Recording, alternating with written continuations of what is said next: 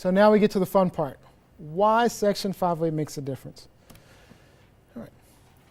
What we're going to do is do a nice little demonstration for you. We have at the top of the page an image that says NASA with the NASA logo, and it says Section 508 Technical Demonstration. And this is an image.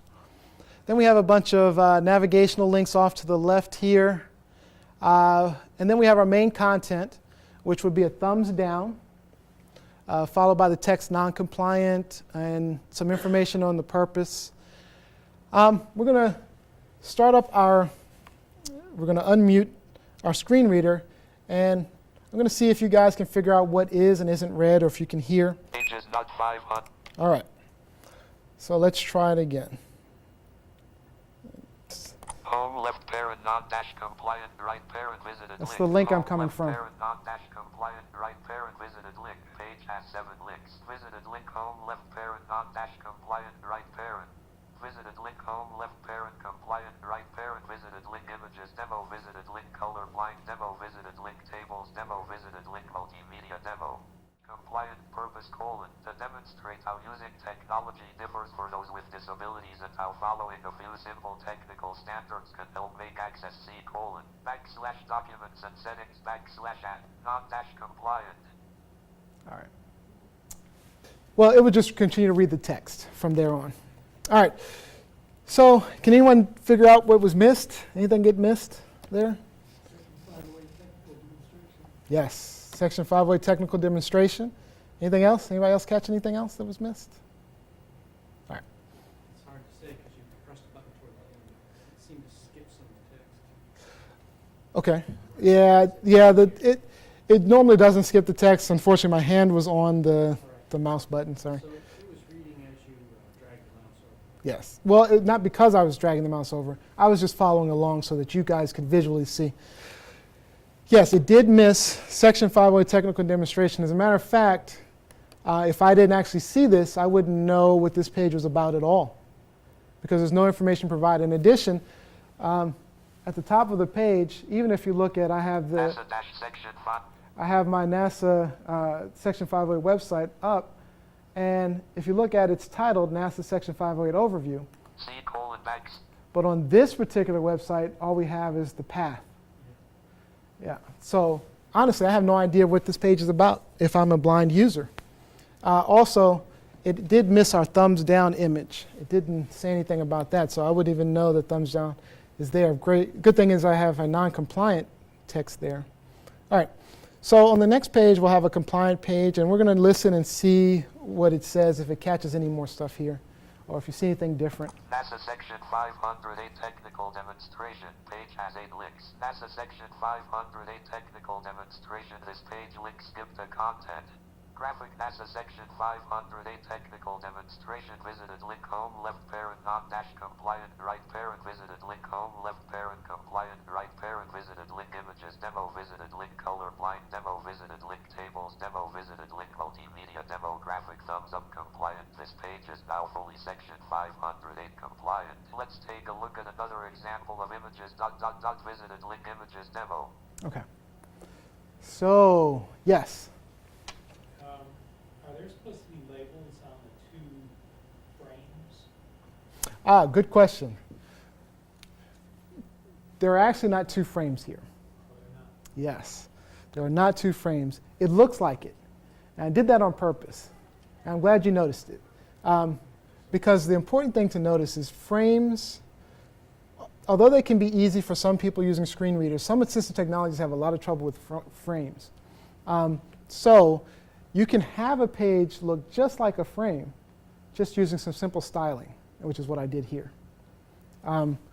But anybody catch, you heard the Section 508 technical demonstration? We exactly know what page we're on. Speaking of frames, we have a title here at the top, which it actually read for us. So now we know what page we're on. Like I say, every page is a single frame in itself, and it needs to be titled appropriately. We have this great thing called skip to content, which I mentioned in our technical standards. And I'm going to, let's see if we can tab to that. Skip to Shift tab. Images demo visited. Shift tab. Skip to content this page link. Okay, so we're at the skip to content link, right? And it told me where I am. And I'm just going to hit enter, and we're going to see where it takes us. The hope is that if you were listening, those navigational links, if we have to go to every single page and we have to listen to all the navigational links and then finally get to our main content, that could be pretty annoying. So hopefully the skip to content will work, and it'll take us directly to our main content, just like our eyes do. Enter. Skip to content this page link. Page has 8 links. Graphic thumbs up compliant. This page is now fully section 508 compliant. Let's take a look at another example of images ... Visited link images demo. See, that's the value in the skip to content, and that's one of the technical standards. Yes. So that means a blind reader could just skip the content without Yeah. reading all the table? Without reading all the information. Now, they can read the information if they choose to. They have that option, but they also have the option, just like we have with our eyes, to skip directly to the main content. We also added alternate text to our banner here, and you should see a pop-up come up that says National Section 508 Technical Demonstration. Just added some alternate text just to say what that image is. We didn't do anything with our except skipping them. We didn't do anything with our navigation links. If you look at our thumbs up, it actually said thumbs up, and there's our alternate text for thumbs up. Very simple fixes for this website. Now, we had earlier where someone had mentioned that, because I make the point that many of these fixes are very quick, very easy, and they are. They are quick and easy. They're much quicker, much easier if you're doing it as you're developing. It's a lot harder to have a website that you've already created and then go back and add some of these accessibilities. So if you have a contractor or someone working on your website, tell them up front, let's make it accessible as we go. Plan it. Plan for accessibility. If you look, this says your job is described figure 5.5 below. Now, this is pretty much what you'll see if you go through it with a screen reader. And I'll show you on the next page. So, who wants to do this job? There's no image. There seems to be no image. Well, if you're a blind user, because there's no alternate text on an image, there's pretty much no image.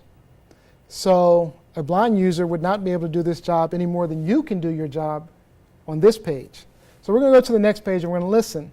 Even if I have the image, you're going to see that this is the information provided. Visited link. Page has 1 link. Section 508 technical demo : images non-dash compliant images. Your job is to describe figure 5.5 below : figure 5.5 courtesy of Brian Bassett and Microsoft Corporation. Visited link next greater. So if you're a blind user, there's no image there. All you know is that there is an image. Yeah, exactly. You only know that there is an image, but you don't know what it is, you can't describe it, you have no idea what's going on. It's a cool looking image, I would say, but you don't know what's going on, and you wouldn't be able to do your job. All right, so we have a technical standard for that. Greater. The standard for web-based images or other non-text elements is text equivalent for every non-text element shall be provided. For example, via alt, long description, or in element content. All right? So, on the next page, we're going to see what it's like. Page has 1 heading and 1 link. Section. Page has 1 link. Section 508 technical demo : images.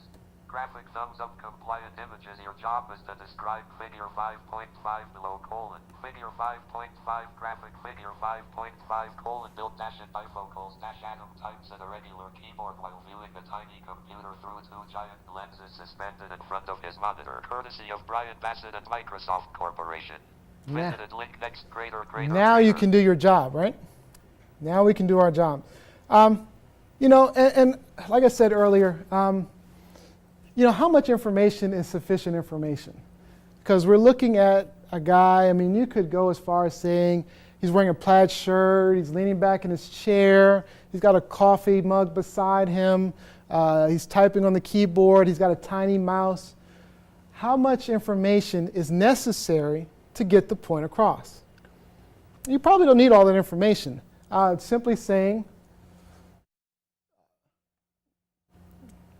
Context menu open. let's see, let's listen to it one more time. Figure 5.5 graphic figure 5.5 colon build dash and bifocals dash Adam types at a regular keyboard while viewing a tiny computer through two giant lenses suspended in front of his monitor, courtesy of Brian Bassett. Does that get the point across, would you say, as opposed to adding all of the extra? I mean, if you can imagine, I was doing some PDF documents recently for the IT Summit. And, you know, we have all these scientists and they love all these charts and graphs and everything like that.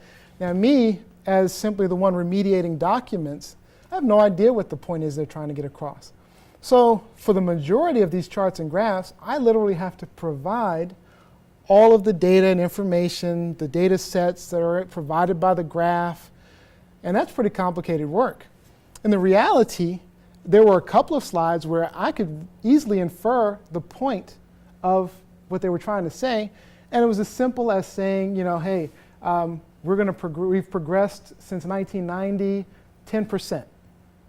And it was just a chart that went pretty much straight up with some graph points.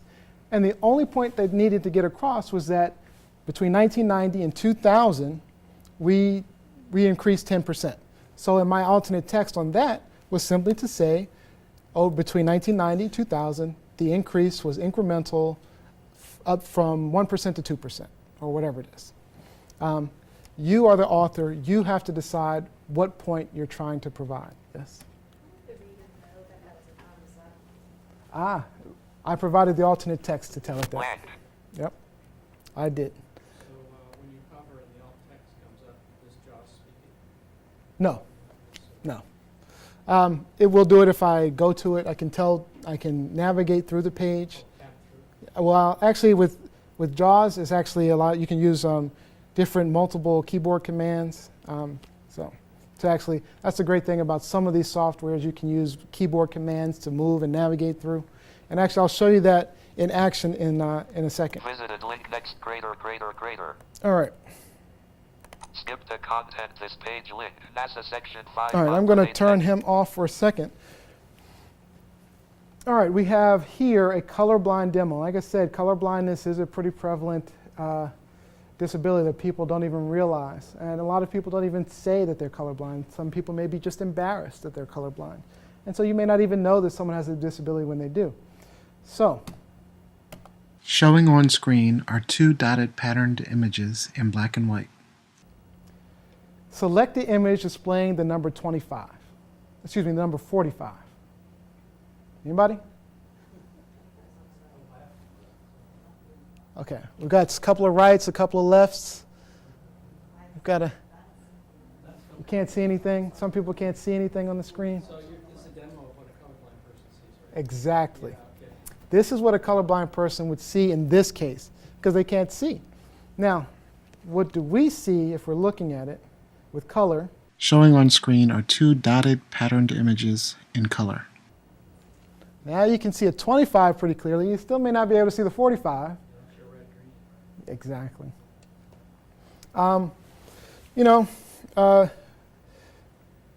Color blindness can be something significant. Now, let's try this one. Showing on screen are two buttons in black and white.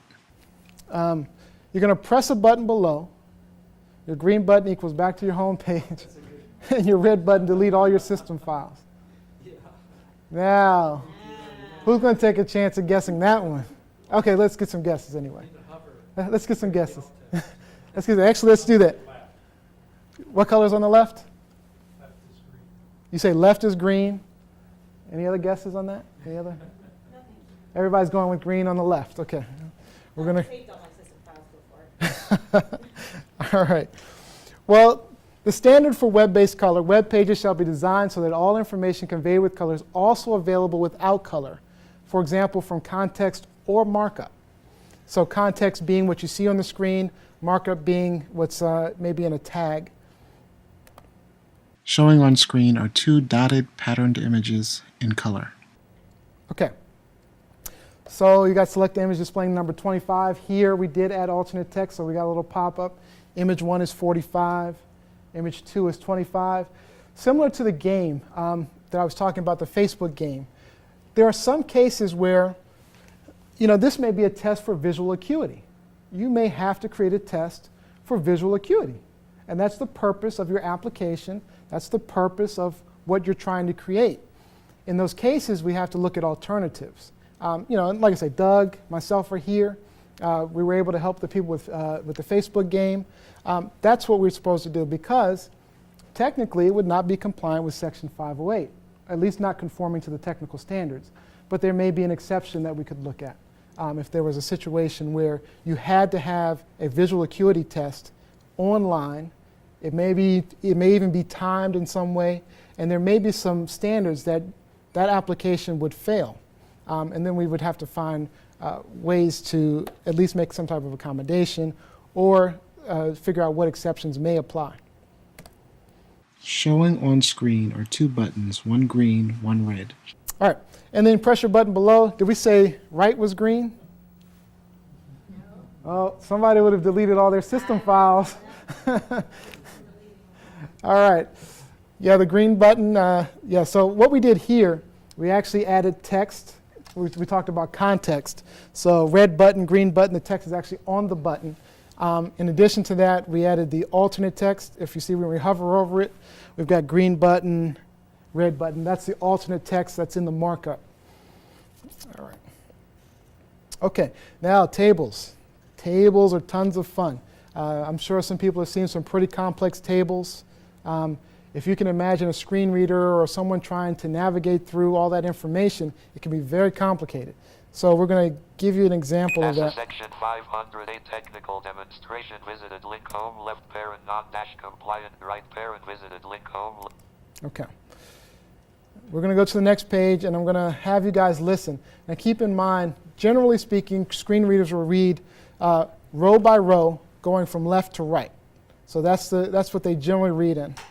Section 508 technical demo tables page has one link. Section 508 technical demo tables non-dash compliant employees table. Table with 5 columns and 6 rows Northeast West Goddard Space Flight Center Headquarters Jet Propulsion Laboratory Ames Research Center Full-time 10,000 15,000 2,000 2,500 part-time 1,300 1,600 300 650 on-site 9,000 16,000 2,100 2,000 off-site 2,300 600 200 1,500 table and star numbers are not actuals visited link next greater. Did you ever think a computer would run out of breath? If this table were any longer, it would probably just conk out. That is very tough for someone who is blind to be able to gather information. Especially, there's a statistician at Goddard who has a visual disability, and she uses a screen reader, and she does pretty well, but they have to be accessible for her. The tables need to be accessible. So we're going to show you not how to make it accessible, we're going to show you an accessible table and how that works. Because screen readers like JAWS have navigation functions, keyboard shortcuts that you can use to go through a page. If you have an accessible table, you should be able to do that. All right, so let's go to the next page. Page has one heading and one link. Section 508 technical demo tables heading level 2 standard for web dash. Okay. The standard for web-based tables, 1194.22. Row and column headers shall be identified for data tables. In addition, 1194.22H, markup shall be used to associate data cells and header cells for data tables that have 2 or more logical levels of row or column headers. And in this case, our table does have 2 or more logical column headers. All right, let's take a look. Page has one link. Section 508 technical demo employees table Northeast West Goddard Space Flight Center Headquarters Jet Propulsion Laboratory Ames I'm going to Research stop Center, it. Full-time 10,000 15,000 2,000 2,500 part-time 1,000. Okay, I'm going to stop it because now I want to, instead of just reading it, I want to navigate through it.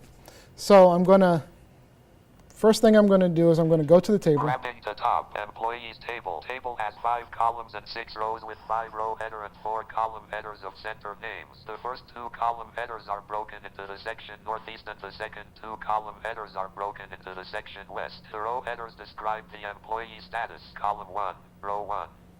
All right. Now that's text that I added in. There's no Section 508 standard that requires me to do that. But I did that. That's something that I can do. I can add, it's just like adding alternate text. I can do that, and I did in this case, because what it does, it allows for a user to now be able to get an idea of visually what it might be like. All right, but we're going to use, our goal here is when we get to data cells. Now we're going to listen to the headers, but when we get to the data cells, what we want to hear is we want to hear northeast, if we're on the full-time row, we want to hear northeast Goddard Space Flight Center. We don't want to just hear Goddard Space Flight Center. We certainly don't want to just hear full-time 10,000 because we want to associate it with the headers. That's our goal here. So hopefully we have it correct. Northeast, column 2. Okay, so we started with northeast. West, column 3. So we're at the top row. Goddard Space Flight Center. We're on the next. Space. Well, let me go back. So we're in the second row. Northeast, Goddard Space Flight Center, column 2, full time, 10,000, row 3, Hold on. Goddard Space Flight I'm Center. pressing row too 2, many buttons, so ignore that. Let's go back. Column 1, Northeast, Goddard Space Flight Center, column 2. So we're in Goddard Space Flight Center right now. If you heard, it said Northeast Goddard Space Flight Center. So I've associated the Northeast with the lower level headers. Northeast, headquarters, column 3. Northeast headquarters. West, Jet Propulsion Laboratory, column 4. West Jet Propulsion Laboratory. And I'm going from left to right. West, Ames Research Center, column 5. Okay. Now we're going to go down to the next row. Full time. All right, so we're on the row for full time. We're going to go across left to right. Northeast Goddard Space Flight Center, 10,000, column 2. Worked. Northeast Headquarters, 15,000, column 3. West Jet Propulsion Laboratory, 2,000, column 4. West Ames Research Center, 2,500, column 5. So we know on the West Coast, Ames Research Center, 2,500. And then we're going to go down to... Dash time, Northeast Goddard Space Flight Center, 1,300, column 2. Northeast Headquarters, 1,600, column 3. West Jet Propulsion Laboratory, 300, So you see, column 4. if I'm able to just make an accessible table, now a statistician at Goddard can now go through their statistics, their tables, and be able to get the information that they need. So Did you have to add the scripted text to each element of the table? it's a great question. No. I was actually able to do it with some very simple markup. It's one of surprisingly simple. For your table headers, for example, there's a markup or tag. To explain HTML quickly, you have content on a page, whether it be text or something, and you actually wrap it in these tags. For each cell, it's called a TD, or table data tag, for each cell. Yeah, I see that. That's by default. All I have to do to notate my headers is instead use a TH tag. It's that simple. That's just to notate the headers. That's for standard G. All I have to do is make sure my headers, and I'm just changing it to a TH. That simple. Now, to associate the data cells with the header cells, all I have to do is add an attribute to my TH tag. There's just an attribute you add called scope. And scope equals column. And that just lets the computer know that that particular header is a column header. Then, on my rows, like full-time, I'm going to also change that to a TH tag and add an attribute called scope equals row. And programmatically, just from those two things, the computer can then figure out and associate the data cells with those header cells. You mean JAWS? Well, actually, JAWS. Any Any reader? Oh. Not okay. any reader, but the information is available to them. It's based upon the markup that's provided through HTML. Yep. It's basically through the browser. So, any other questions? I know tables are always fun. So, all right. So I'm going to mute that. Now we're going to do a quick multimedia demo. Actually, I can't mute it. I'm just going to. Demonstration this page link skip the content. We're going to shut down JAWS because we're done with JAWS now. All right, we're all done with JAWS. Again, you can get JAWS, test it out, play around with it, just download it. You should be able to go to Freedom Scientific's website and you can play around with it. It's 40-minute mode.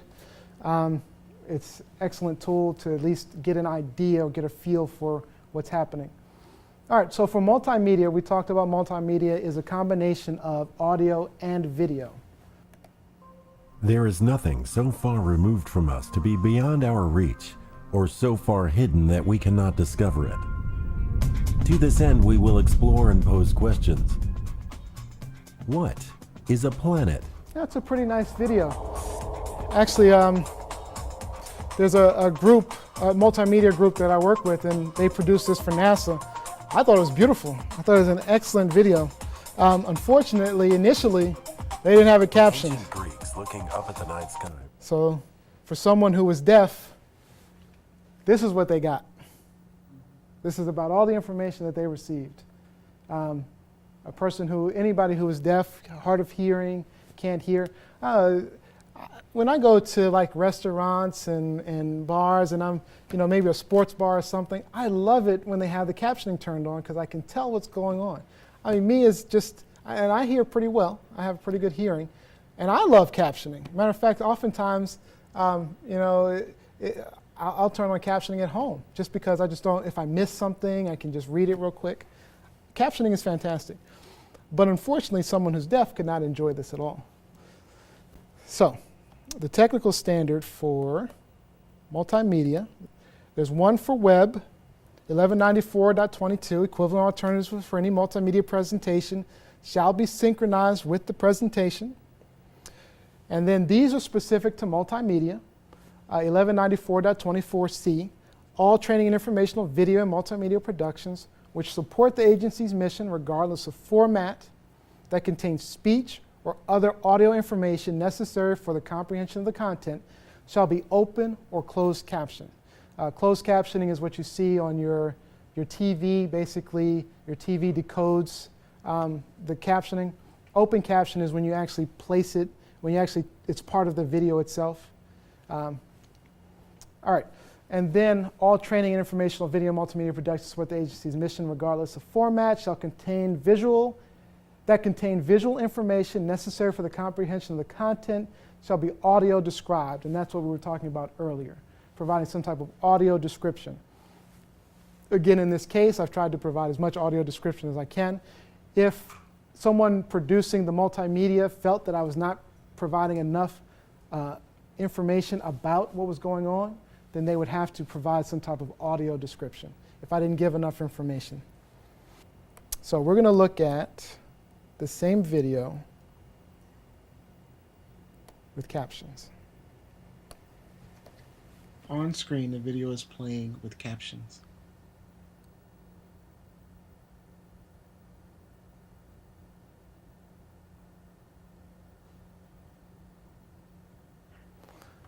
I like watching some shows on television. They'll actually have, crowd cheering or, some type of music in the background.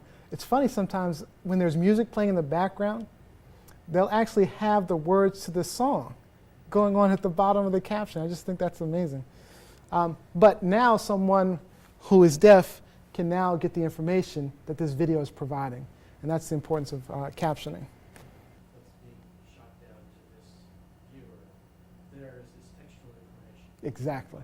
Exactly. And it's decoding it. It's got it synchronized. There's usually time codes available for it. So I can grab that little thumb there and move back and forth. I'd be at the right place. Exactly. Text will match it. Exactly. It should be synchronized with it, mostly because of the time coding. So most multimedia players will decode if there is. Most, not all, but most, yes, will. Mm-hmm. Yep. Yes. I believe all of them have some type of decoding, yes. Where is that placed in the separate file? It's usually a separate text file, and there'll be some type of encoding on there. Like for example, YouTube. YouTube actually recently, well, I say recently, but it's been a couple of years, added the ability for captioning, well, to provide captioning, the decoding necessary for captioning. But in addition to that, they added the ability to do automated captioning, and to do your own automated captioning and be able to edit the caption file. It's a very simple text file. So basically what you would do is you'd have your video, assuming that the audio is really good. What it does is it listens to, it's a voice recognition software within YouTube/Google Docs. And they actually not only get the text, but they actually do the time coding as well. It's actually excellent software. It's free to use on YouTube. And I definitely would suggest it for anyone who's just trying to put a video out to the general public. It's a great tool to be able to have an accessible captioned video. But yes, just a simple text file with some type of time coding. The time coding, and this is the reason that captioning can cost a bit of money, is because you have to synchronize it. And synchronization, it's not as simple as just having a transcript. You actually have to synchronize it with the actual audio on the screen. So the time coding can take a lot of time and effort, being able to put it synchronous with the video itself. But even Google Docs has the ability to upload videos, and you can add captioning. The only difference is it doesn't have automated captioning. You actually have to provide the transcript, and it will synchronize it for you. It'll do the time coding for you, synchronize it with the audio and the video. Excellent tool. That's if you wanted to share something more privately using Google Docs, or if you had a collaboration that you wanted to do. Again, unfortunately, you're doing all this on Google servers, so it would not be secure. So you want to keep that in mind. So this one, somebody actually did the synchronization. Yes. And Yes. they typed in the text in the text file. Yes. Separately and then sat down. And time coded it. Again, it takes some time. It's not always easy. There are some tools that make it easier. There are a lot of captioning tools out there. I don't have any suggestions for you, but there are a lot of captioning tools out there to make it easier. But now sometimes you have to turn it on. Oh, I see. Sometimes you have to turn it on. It's not always going to be just readily available.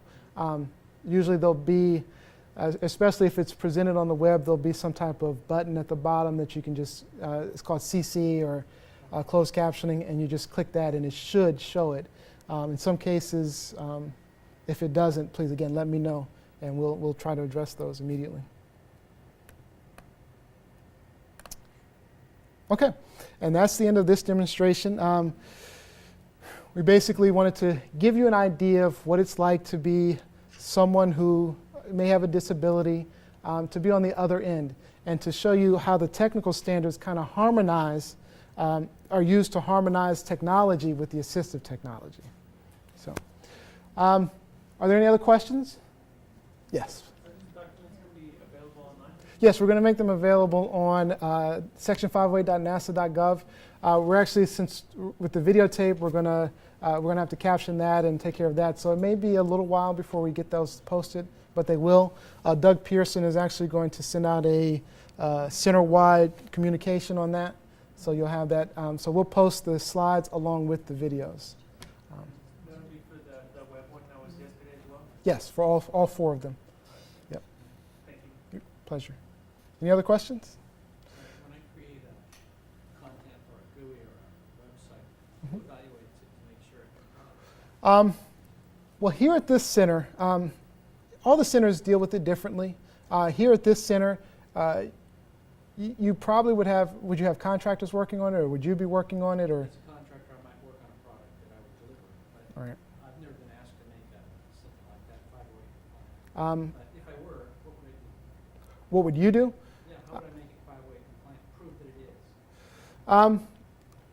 Well, here at this center, there's no particular group set up to review and test every application.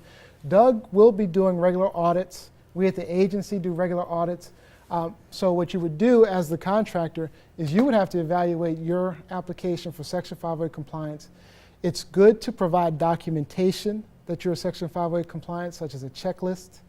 We do have on the website a checklist, accessibility checklist that you can use, and you just mark that off. You can provide that with when you deliver your product. If you're an application owner, I would suggest that you hold your contractors accountable, make sure it's in your contract language, make sure that they provide some type of review or testing for Section 508, just like they would do for anything else. But you can always ask for that from your contractors. Ask for that information. Has it been checked for 508? Can you show me a voluntary product accessibility template or some type of accessibility? You can do that. And you can ask me to help you. Absolutely. Make the evaluation. Yeah, that's right. and Doug will probably ask me to help you as well. Okay. So we'll all be available for you. That's what we're here for. We're here to help. Our goal today was to just bring awareness to the situation. We know we haven't been here at Ames in quite some time, so many of you may not have even heard of Section 508 before, and that's what our goal was, to make sure you understood what it was, because we have some issues that we are trying to resolve. I thank you all for coming out. If there are no other questions, thank you.